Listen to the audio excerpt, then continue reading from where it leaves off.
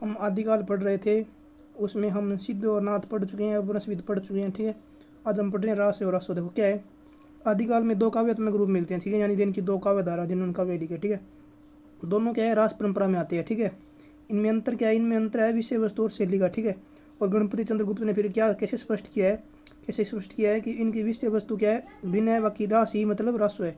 विषय वस्तु भिन्न है लेकिन रास ही रासो है। कैसे कि रास तो कैसे हो गया, रास तो पूर्व पक्ष से संबंधित हो गया, जैसे जैन साहित्य आ जाता है।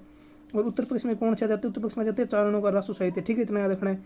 और इन्होंने गणपति चंद्रगुप्त ने मध्य किस्तों बताया, मध्य की कड़ी बताया, विशलदेव रासो को इतना याद रखना है। ठीक है, और देखो ये तो हो गया मतलब इनमें अंतर क्या है रास और रासो में। ठीक है, अब देखो रास है क्या, रास है अपभ्रंश के निकट। ठीक है, और रासो है वो हिंदी के निकट है। ठीक है, इतना याद रखना है। और रास जो है ये क्या है, ये सांप्रदायिक और धर्म उपदेश देते हैं। और रसो वाले क्या है, ऐतिहासिक और वीर काव्य लिखते हैं। इतना याद रखना है। तो ये देखो सांप्रदायिक या धर्म का पूछे, धर्म उपदेश देंगे तो क्या होंगे, शांत होंगे, यानी शांत रस प्रधान है। और ये देखो वीर है तो मतलब वीर रस प्रधान होंगे, और श्रृंगार बीच में शास्त्र में आता है। ठीक है, इतना याद रखना है। ये तो हो गया। अब अपन पढ़ेंगे पहले राशि। राशि बाद में क्या है, जैन संप्रदाय मतलब जैन बन गया था राशि, इतना याद रखना है। ठीक है, अब हम पढ़ रहे हैं जैन। देखो जैन साहित्य क्या था कि जैन साहित्य ने जीवन की सात्विकता पे बल दिया था, यानी सहज जीवन के समर्थक थे ये।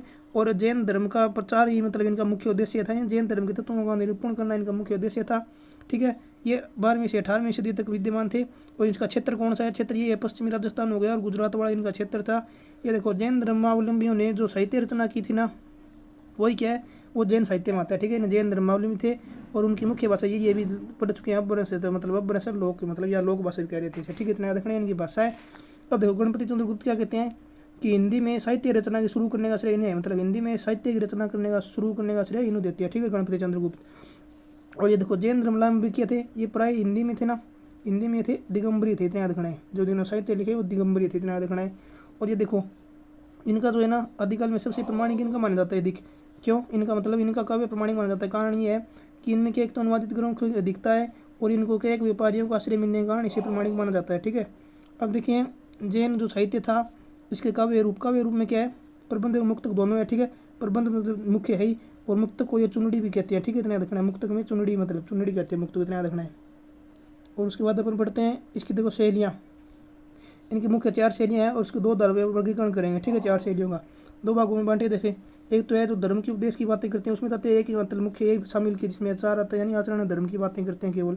ठीक है, और जो 3 भाग हैं वे होते हैं जैन साधुओं कथाओं से संबंधित है। जैसे फागु में आ जाएंगे लोकगीत, चरित्र में आ जाएंगे चरित्र वर्णन जैन साधुओं का, और रास में आ जाएगा मतलब सारी रास को तो समझ पढ़ना ही पड़ेगा, रास में तो स्पष्टीकरण करना पड़ेगा। ठीक है, यानी जैन तीर्थंकरों के जीवन चरित्र को वैष्णव अवतारों यानी विष्णु का अवतार मानकर उनको यानी विष्णु अवतारों का चोला पहनाकर की गई पदबंध रचना ही क्या है, रास है। ठीक है, इतना यानी विष्णु का अवतारों के रूप में दर्शाया गया, इतना याद रखना है इनको। ठीक है, और ये जैन साहित्य की सर्वाधिक लोकप्रिय शैली मानी जाती है रास। ठीक है, इतना याद रखना है। और धनंजय क्या कहते हैं, जिनका 10 रूप ग्रंथ था, ये कहते हैं धनंजय ने रास को रूपक कहा है, मतलब रूप की ग्रंथ है, रूपक कहा है। क्यों, क्योंकि इनमें समावेश होता है जैसे सत्य संगीत नृत्य अभिनय का, इसके कारण से रूपक का, इतना याद रखना है। अब पढ़ते हैं अपन रास के बारे में। ठीक है, ये देखो रास क्या है, ये तो पढ़ चुके रास है क्या। ठीक है, अब देखो रास की रचना देखो पढ़ने, ये मुख्य इंपॉर्टेंट है। अब ये पूछे ना कि प्रथम ज्ञात रास रचना कौन सी है, प्रथम ज्ञात रास रचना है पुदमण की। ठीक है, ये संस्कृत में। ठीक है, ध्यान रखना है। अब पूछे प्रथम जैन रास रचना कौन सी है, तो ये उपदेश रसायन रास। ठीक है, ये अपभ्रंश भाषा में थी, यानी अपभ्रंश की प्रथम भी कहते हैं, और प्रथम जैन रास भी कहते हैं। इतना देखना, ये प्रथम जैन रास है, और ये प्राचीनतम ज्ञात रास है। इतना देखना, ये प्राचीनतम ज्ञात है, ये प्रथम जैन है। और अपभ्रंश की दूसरी कौन सी, अपभ्रंश की दूसरी वो है संदेश रास अब्दुल रहमान वाली। ठीक है, इतना देखना है। और हिंदी की प्रथम पूछी ना, हिंदी साहित्य का प्रथम जैन ग्रंथ ये है, हिंदी साहित्य का प्रथम जैन ग्रंथ ये सारी प्रथम है। ठीक है, इतना देखना है। ये भारतेश्वर बाहुबली का, और भारतेश्वर बाहुबली का एक अन्य ग्रंथ है जिसे पंच पांडव चरित्र रास कहते हैं। ये क्या है, ये हिंदी का प्रथम ऐतिहासिक रास ग्रंथ माना जाता है, इतना देखना है। ठीक है, अब अपन पढ़ते हैं कथन इसके बारे में, जैनों के बारे में क्या क्या कहेंगे। ठीक है, अमरचंद नाटक क्या कहते हैं कि राजस्थानी साहित्य ना जैन कवियों की देन मानते हैं। ठीक है, इतना देखना है। चंद्रधर शर्मा गुजरी क्या कहते हैं कि जैन कवि ना हिंदू कवियों की अपेक्षा नहीं, जैन कवि हिंदू कवियों की अपेक्षा इतिहास रक्षा के प्रति अधिक सचेत है। ठीक है, इसलिए इनका साहित्य जो है अधिक प्रमाणिक माना जाता है। ठीक है, याद रखना है। हजारी प्रसाद द्विवेदी क्या कहते हैं कि अगर इनकी रचनाओं से जैन विशेषण हटा दे तो ये मतलब क्या है, ये इनकी रचनाएं तांत्रिकों योगियों यानी सिद्धों और नाथों से भिन्न नहीं लिखेगी। इतना याद रखना, ये कहते हैं हजारी प्रसाद द्विवेदी। अब पढ़ते हैं जैन साहित्य के मुख्य कवि। ठीक है, देखो ये पहले कौन है, ये देवसेन। ठीक है, इन्होंने क्या लिखा था, श्रावकाचार। श्राव का मतलब क्या होता है, यानी गृहस्थ, ठीक है। आचार का मतलब यानी धर्म, यानी गृहस्थ धर्म के बारे में, और यानी जैन धर्म के बारे में बात करता है, ठीक है। इन्होंने क्या लिखा था, इन्होंने लिखा था लघु न्याय चक्र लिखा था, और द्रव्य सेवा प्रयास लिखा था। अब देखो इनमें कंफ्यूज नहीं होना, ये द्रव्य सेवा प्रयास था, ये पुरानी वर्षन पूछे ना, तो मतलब ये तो लिखा था इन्होंने, ठीक है, देवसेन ने, ठीक है। लेकिन क्या है, इसके शिष्य थे ना मावल देवल, इन्होंने क्या है मतलब अब वंश इसका रूपांतरण कर दिया था प्राकृत में, और फिर उसके बाद इसे वर्धन्या चक्र भी कहा जाता है, ठीक है। अगर ये ऑप्शन में आ जाए ना माइल देवल का, ये ऑप्शन बेस्ट है मतलब सवाल, ठीक है। अभी वर्धन्या चक्र की भी इनका था माना जाता है देवसेन का, लघु न्याय चक्र भी देवसेन का माना जाता है, इतना याद रखना है, ठीक है। अब अपन बढ़ते हैं शल्यवध सूरी। शल्यवध सूरी क्या था, इन्होंने लिखा था भरतेश्वर बाहुबली राज, ठीक है। इनका आधार था पुष्य का, वही पुष्य दंत का महापुराण, ठीक है, इतना याद रखना है। ये 1184 की शुरुआत मानते हैं, इसकी 1184 रचना काल मानते हैं, और गणपति चंद्रगुप्त हिंदी का प्रथम कवि मानते हैं भरतेश्वर बाहुबली को, के शल्यवध सूरी को गणपति चंद्रगुप्त। और क्या है, इसकी भाषा को क्या मानते हैं, राजस्थानी की व्यवस्था मानते हैं, यानी जब वह गुजराती से अलग नहीं हुई थी, मतलब जब गुजराती से जुड़ी हुई थी राजस्थानी, तब की व्यवस्था मानते हैं, ठीक है, इतना याद रखना है। और ये क्या भरतेश्वर बाहुबली क्या है, इसमें श्रृंगार है और शांत रस दोनों है। शुरू में तो क्या इसमें श्रृंगार रस है, और अंत में शांत रस भी दिखता है, ठीक है, इतना याद रखना है। और जो भरतेश्वर बाहुबली है, इसका संपादन किया था मुनिजन विजय ने, और मुनिजन विजय इसे को हिंदी जैन परंपरा का प्रथम ग्रंथ कहते हैं, हिंदी जैन परंपरा का प्रथम ग्रंथ, ठीक है, यानी हिंदी का प्रथम ग्रंथ हो गया, ठीक है, नया देखना अपन पढ़ चुके ऊपर, ठीक है। और एक शल्यवध सूरी की अन्य रचनाएं थी, एक पंच पांडव चरित्र है, ये देखो हिंदी का प्रथम ऐतिहासिक रास ग्रंथ माना जाता है, हिंदी का प्रथम ऐतिहासिक ग्रंथ रास, ठीक है, ध्यान रखना। और एक इनकी अन्य रचना थी बुद्धि रास, ठीक है, इनकी रचनाएं हो गई। अब हम पढ़ रहे हैं जिनेंद्र सूरी। जिनेंद्र सूरी ने लिखा था स्तुलिभद्र रास, ठीक है। ये क्या, इसमें क्या दर्शाया गया है कि स्तुलिभद्र के संबंध थे वेश्याओं से, ठीक है, उसके बावजूद भी उनको मोक्ष की प्राप्ति हुई, यानी जैन धर्म की श्रेष्ठ दर्शन है, इसका मुख्य उद्देश्य है ग्रंथ का, ठीक है, ध्यान रखना है। अब है सुमतिगणे ने लिखा था नेमिनाथ रास। ये क्या है, इसकी भाषा क्या है, हिंदी और डिंगल है, ठीक है, यानी राजस्थानी अपौरस, ठीक है। और देखो ये थे अशोक कहाँ थे, अशोक थे जालोर के, राजस्थान के कवि थे।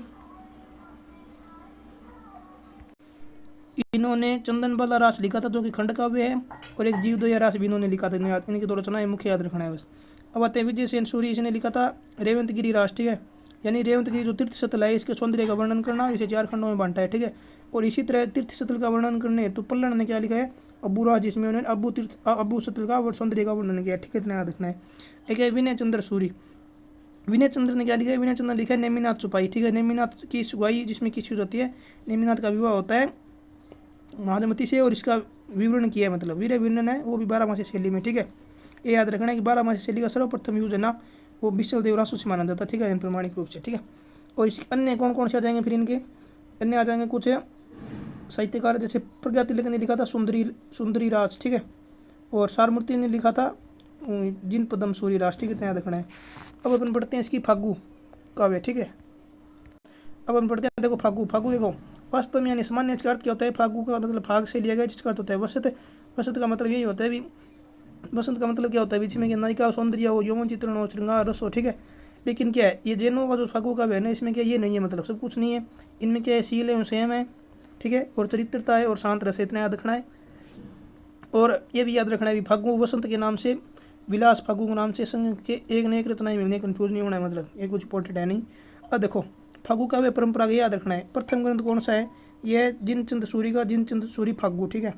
और फिर सर्वाधिक सुंदर माना जाता है जो फागु काव्य परंपरा का, वो है स्थूलिभद्र रास का स्थूलिभद्र फागु, ठीक है, स्थूलिभद्र सूरी का स्थूलिभद्र फागु, ठीक है। फिर है राजशेखर का, राजशेखर ने लिखा था नेमिनाथ फागु, ठीक है। अब देखो ये नेमिनाथ 3 आ गए, एक तो आ गया नेमिनाथ आ गया, अब का राजशेखर वाला, ठीक है, इसने तो लिख दिया नेमिनाथ फागु, ठीक है। और नेमिनाथ रास किसने लिखा है, नेमिनाथ रास लिखा है सुमतिगण ने, ठीक है। और नेमिनाथ चौपाई रखा है विनय चंद्र ने, चंद्र से चौपाई याद रख ले, ठीक है, चंद्र से चौपाई, और ठीक है।